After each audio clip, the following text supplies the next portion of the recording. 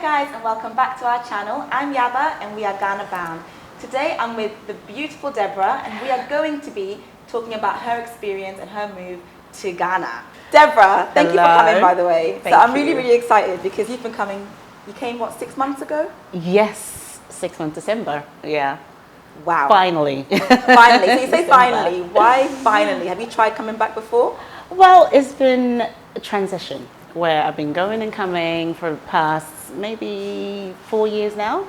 And I come every time, I'm like, okay, I'm going to stay. Let's see how it is, which has been really good because you tend to do your research before you move in. Yeah. And yeah, so finally in December, I was like, that's it. This is it? Now you said you came back. So where did you come from? Right. So originally from Ghana. So I was born here. Left Ghana when I was about 9, 10. And we've moved overseas. We've been in New Zealand, we've been in UK, but finally from UK, I've been here. Okay. So what spurred you to move from the wonderful West and all its securities yes, to Ghana, finally? Well, it's more of, there's a lot of comfort in Europe. You know, you've got anything you need is at your fingertips, which is lovely. But there's something about the soul, there's something about being part of your home, where you belong, it draws me back. And every time I come back to Ghana, I'm like, okay, this feels like home. Although I don't have all the amenities that I am used to, I just feel like this is it for me. So yeah, I feel like I'm back home. I feel like I'm back where I belong. Wow, yes. Which is our theme tune. Yeah, there you go. Come back to where you belong. There you now, go. What made you do the final jump? Because we've all sort of played and dipped our toe, but what made you just jump? There's no certainty. There's no absolutes. It was more of, okay, I haven't got everything 100%. It's not all fantastic. I haven't got everything set up. But it's just like a mindset. I was like, if I don't do this now, I'll never do it. Right. So I've reached a certain age, and with that certain age, I'm like, if I don't do this now, I'll be stuck in Europe for the rest of my life. So let me just give it a go and then do the jump. So there's no kind of like a light bulb went off. It just happened, and I just said, okay, decision made, plans made, A and B plans are made. But yeah. That's the thing, isn't it? It's because there's never like a perfect time.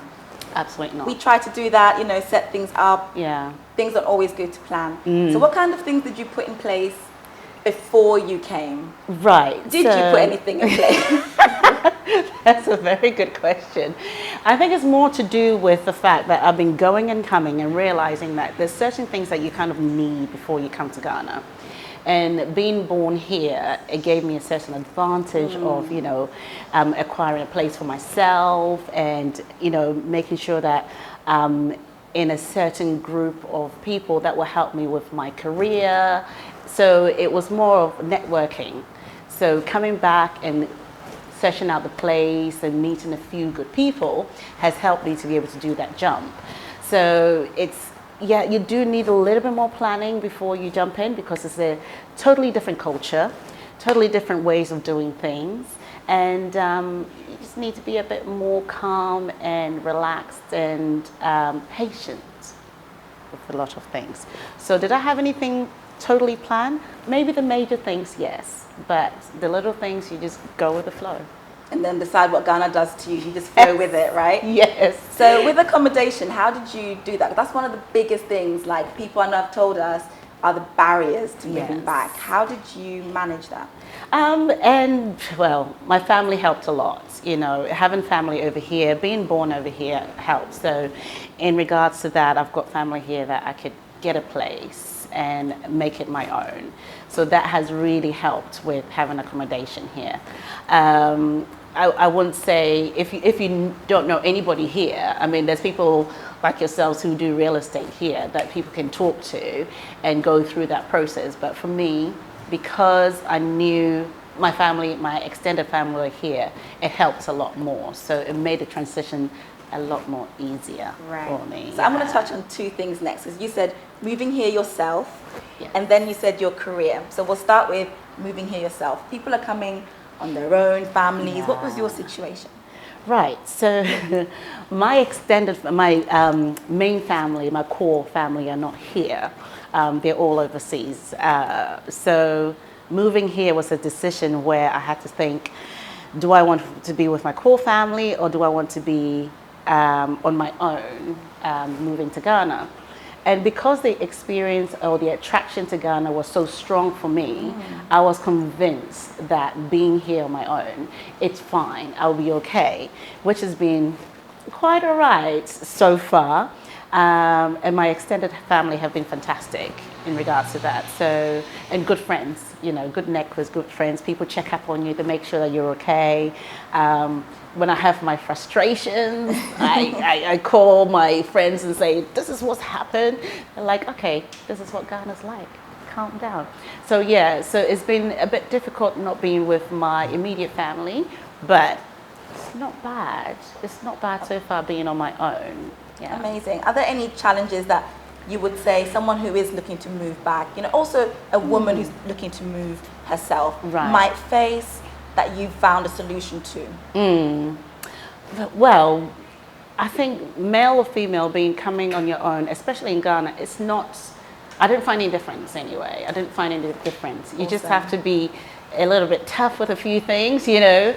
But sorry, what did you ask about ups and downs? Yeah, so like, you know, like when you've come, are there any challenges as someone coming by themselves that you can advise people, okay, this may happen, but this is a solution or a way to overcome it? Okay, so something like transport. I don't know what type of transport that you're, or you're coming with. If you have your own car, fantastic, it's very good. But if you have to take public transport, so just being patient. I'm still learning that after a few months and going and coming. You have to be patient. And the good thing is the system is getting a lot better. So the more the system is getting better, the easier it's becoming for people like myself who's used to booking a cab and it's there straight away, no questions asked. Now what happens? Now it's more of you book something and then you get, Madam, did you book it? I was like, yes, I booked it. Okay, I'm coming. Where are you going? And I'm like... And the minute they ask you, where are you going? You know they're not coming. You know they're not coming. I don't go there. Yes. So they have the challenges. But you have the ones that say, I don't go there. And you know they're not coming. Or you get the ones that say, okay, I'm coming. And then you look on your app and you think, they're not coming. A few seconds later, it's been cancelled. So it's just one of those things that you just have to think, count to 10, book it again. Simple. You'll be fine, you know. And buying things, going to the market and buying things, I have made it a point to try and go to the market myself once in a while and buy things and banter and, you know, just try and get a bit of bargain. Yes. You know, just say, if they say 5 cedis, you have to bring it down to, it's fantastic. They enjoy doing it, you enjoy doing it. It's not a rude thing. I think in the UK, it might be something rude to ask for a discount, you know. But here, it's just part of the game. And it's beautiful to go and be part of the market woman and say, you know, look at me, you're looking at me and putting the prices up, you know. And they do. They look at you and they put the prices up. They scan you and then 20 cities up. Even if you've got your hair tied on, they still scan you. But it's all part of the game and it's all part of the banter and your everyday life. So I enjoy doing that. Do you speak the language? I do. Well, I try. I'm still speaking my Tree from when I was about 8, 9 years old. But it's coming. It's coming. It's slowly coming. It's got a lot of English in it, but I will get to a stage where it's... Kakra, So I've got to the stage where I am a bit more comfortable in speaking it, although I do get laughed at, but it's fine. We'll get there. Yeah, that one I don't mind anymore. I'm like, laugh and then let's go. Let's go. Yeah, exactly. Timiso. Discount. I'm taking notes. 2 notes right now. So let's look at your career, because another question, honestly, is how are you surviving this Accra, this Ghana? Ghana no be easy. It no be easy. So how did you put something in place? Did you save up like $3 million US? Because that seems to be everything. I love to be a millionaire. If I was a millionaire, it would be fantastic. But yes.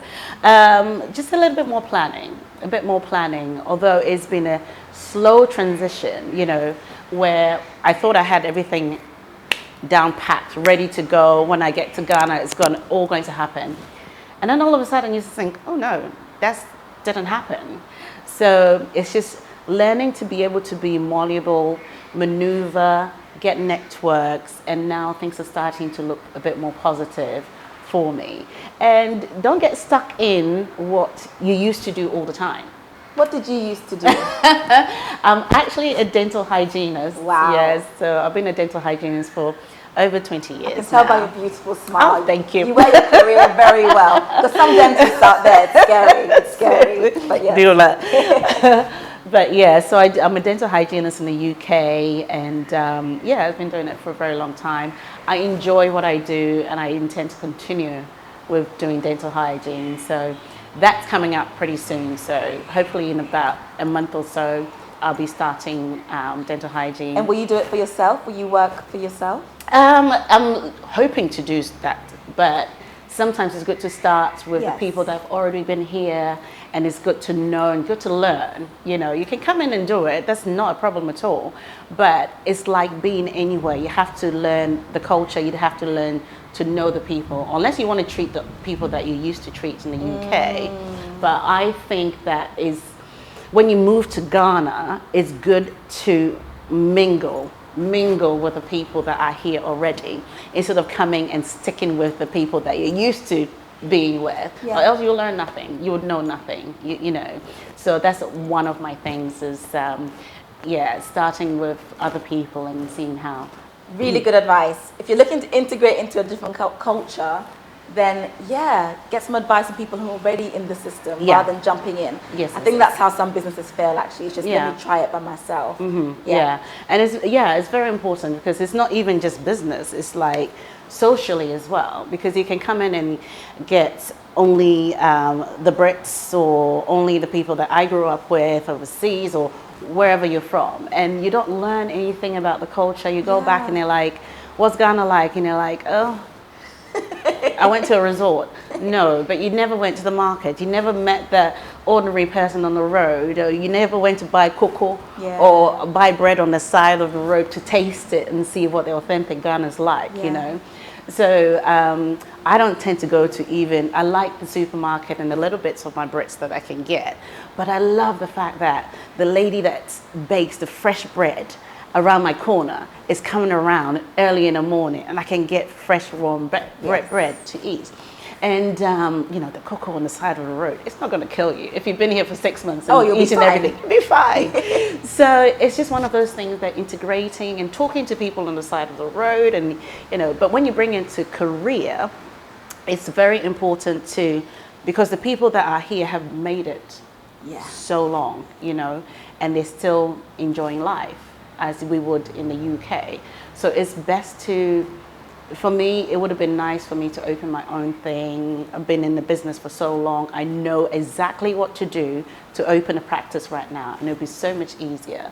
But then who am I going to get in the chair to work on, So it's one of those things that you just have to learn to know the people. Although I was born here and I grew up here a little bit, I'm still learning my culture. I'm still learning about my people. So true. So it's, whether you are Jamaican, American, British, that you've never lived here before, try and integrate, and that's really important. Yeah. That's really, really important. Yeah. And you talked about also the social side of things. How's that been? Because you've come here by yourself. Yes, you've got family, but has there been things to do? Well, the social side of things, this is Ghana. Ghana is the new New York and the new London, I could say. It's everything is true. It's all true. Ghana is buzzing. If you choose to go out and have fun, and even if you go by yourself, you will meet someone, and they're amazing. People are just nice, they're kind, they're sweet, and happy. Genuinely happy. You think there's no money in the country, but people are happy. Ghana is it. Ghana is buzzing, especially in December. I mean, you can't go wrong in December.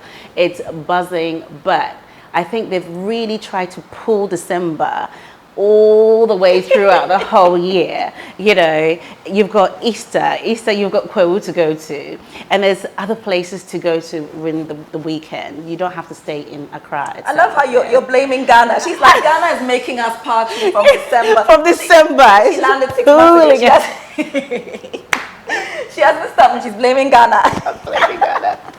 I'm blaming Ghana for such an excitement, but it's so good, and you get to meet people. Yeah. Ghana is a very, if you want to work or do anything here, network is so important. Network, getting to know people. You never know who you're going to meet out there. Yeah. So it's, I'm not saying that that's why you should be going out, but it is a very good place to meet other people.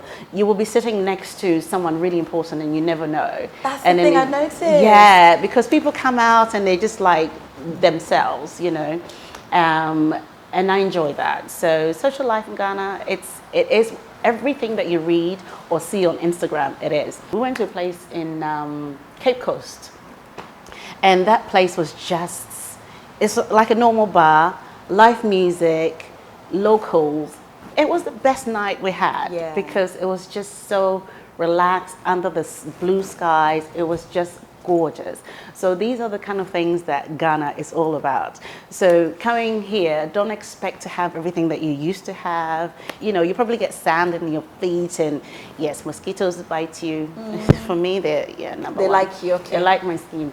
But it's one of those joys to have. Yeah. But yes, it's nightlife, social life, everything is fantastic here. Just try and vary it a little bit more. So you've been here for 6 months, just partying the whole way through? No. Not the whole way through. Not the whole way. I've been working very hard. Yes, we can see. And how have you found you've managed the challenges? What challenges have you faced? And how have you overcome them? Okay. I think my major challenge is not getting things done on time. When someone says today, they mean tomorrow. When it mean yesterday, they mean the day before that. So it's more of really trying to get that timing right with people and having a lot of patience.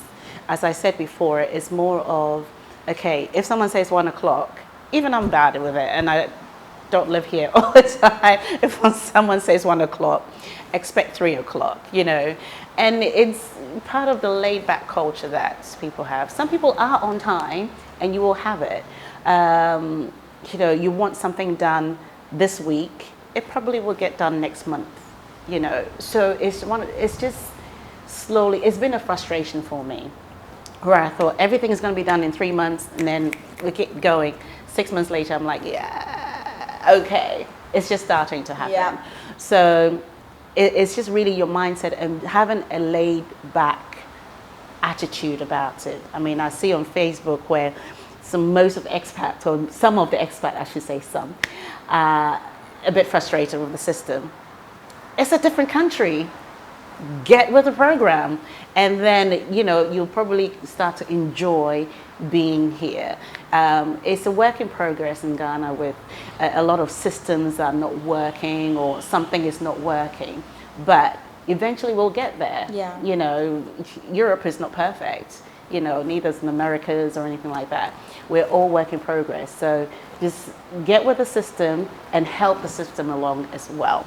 So it may be a low, but it's a high for me, where you just think positive about being where you are. I do get frustrated, I must admit, but I just think, bring it in a little bit, pull it back, relax a little bit. You're not in the UK. I think you've got an amazing mindset. And I think it's inevitable that you'd be frustrated coming from somewhere like the UK, as we did as well, because it is all about systems there and times. Yeah. So it's ingrained, it's conditioned in us. Yes. But for you to come with such a mindset you've adopted now to lay back and to make changes within yourself, I'm sure already you've noticed. I mean, having good friends as well. I mean, my friends are on the phone going, and they're like, okay, Debora, so this is how you're going to do it. And it helps a lot to have people to talk to as well, to say, look, I've been through this and this is what I did. So just relax. You know, everyone's saying relax and you're like, if you tell me relax one more time, one more time,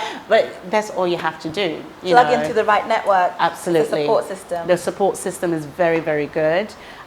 If you're antisocial, it won't work for you. You know, I have to be blunt and straight. If you're antisocial, it won't work for you. So coming in is more of changing your intrinsic mindset of my nuclear, me, myself, and I, to just being kind and being nice to people, and people will be kind and nice to you. It's just like a revolving circle of life, as they say. It goes a long way here. It does go a long way. Very much so, a long way. And yeah, people are kind when they choose to be kind. It is what it is. So lastly, I want to look at what life in Ghana for Debora means looking forward now. So 6 months have gone. What have you got in store? And I know we'll have you back on, but what have you got in store for the future here? Well, as we were talking before, I forgot to mention that I do have my passport in my bag, and sometimes I want to go on the plane. Wait, what does that mean? What does that mean? Wait. I think most expats would have experienced this before, where you're thinking, if it doesn't work out, I'm going to the airport and buying the first ticket to go. But it's been a challenge, and it's been positive, but it's been more positive because I am convinced that I should be here. My soul, my spirit, everything is convinced that I should be here. And apart from that, it's more of the opportunities in Ghana, in Africa alone. Some of the things that I'm thinking about, I've never ever thought about doing ever in my entire life.